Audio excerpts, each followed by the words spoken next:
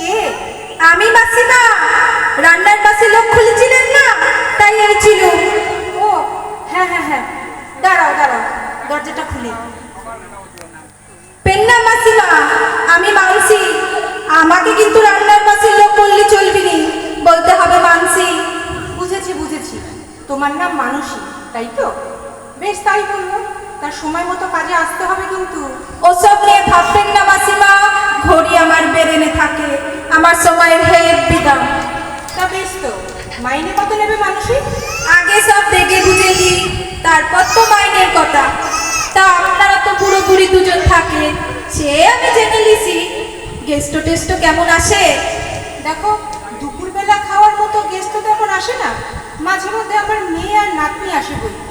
তারা আবার এখানেই খাই নাকি? ও মা, সে কি কথা! সকালে আসলে খাই বই কি? তাইলে তো সেদিন মেলা রান্না। না না, মেলা কেন হবে? শুধু চাল একটু বেশি নিতে হবে আর মাছ 2 পিস বেশি, এই তো। ওই একই হলো। আপনাদের এবার একটু কিচেনটা দেখি ভালো করে। কিচেন? ও, রান্নাঘর। আচ্ছা আচ্ছা, এসো, এদিকে এসো, এদিকে এসো। বাহ, বেশ বড় সড়ো আছে, খোলামেলা, ভালো। ও বাবা, মাইক্রোওভেনও আছে দেখছি। এ কি, মিষ্টি নেই? মিষ্টি মিষ্টি মিষ্টি মিষ্টি। ও মিক্সি! রাত্রে তো গুঁড়ো মশলায়, মিক্সির আবার কি দরকার? বলি সর্ষে পোস্ত বাটবো কিসে? কেন, শিলে বাটবে? ও বাবা, শিলে বাটলে আমার ড্যাঙা ব্যথা করে। সে কি কথা! আমি এই বয়সে কচু বাটি, আর তোমার পোস্ত বাটতে টানা ব্যথা করবে? দেখুন মাসিমা, আপনারা আগেকার দিনের লোক, খাঁটি জিনিস খেয়েছেন। আমি জন্মে থেকে ভেজাল খেয়ে খেয়ে বড় হয়েছি, আমার হাতে পায়ে অত তাতক নয়। আচ্ছা, সে দেখা যাবে কোন। ও বাবা, টোস্টারও তো নেই দেখছি। পাউরুটি টোস্ট করবো কিসে? আমরা পাউরুটি খাই না। তাহলে ব্রেকফাস্টে কি খান? রুটি, লুচি, পরোটা, ওই যখন যেরকম হয় আর কি। মাঝে মাঝে আমরা ফেনা ভাতও খাই। তার মানে আটা ময়দার ব্যাপার আছে। হ্যাঁ, আছে। তারাতে রুটি না ভাত? রুটি। সে আটাও কি আমাকেই মাখতে হবে নাকি? ও মা, তবে কে মাখবে? তুমি রুটি করবে, তুমিই আটা মাখবে। দেখো মাসিমা, আমি দুটো আইটেম রান্না করে দেবো। ভাতকে আমি আইটেমের মধ্যে ধরছি নি, ওটা তো আমাকে করতেই হবে।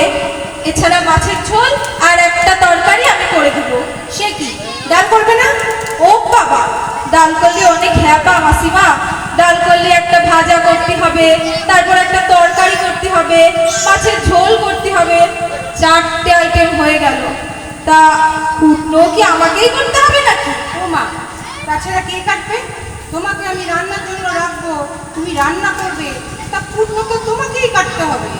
তাহলে তো 3 বেলা দুজনের তরকারির খাবার মানে অনেকটাই কুটনো করতে হবে। 3 বেলা খাবার তরকারি মানে ভাতের সাথে মোচা, থোড়, কচুরলতি এসব হবে। তাই এই যে রুটি টুচি এসব খাওয়া যায় নাকি? ওই দেখো, আবার একটা আইটেম বেড়ে গেল। একটা নয়, দুটো। আমরা রোজ উচ্ছেরও একটা আইটেম খাই। কেন, সুগার আছে নাকি?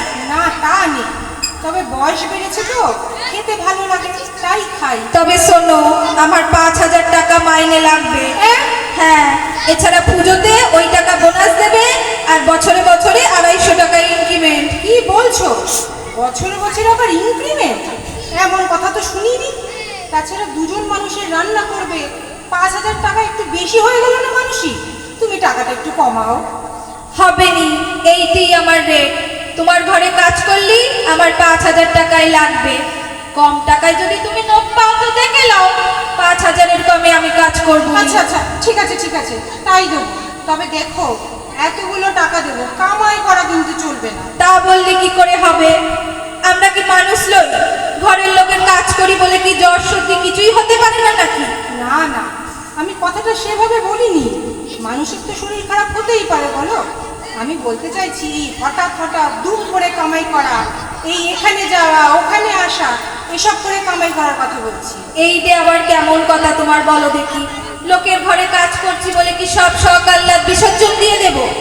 আরে বাবা, বিয়া ঘর, ভুজনা ঘর, শ্রাদ্ধ ঘর তো যেতে হবে, তখন একটা বন্ধ হবে।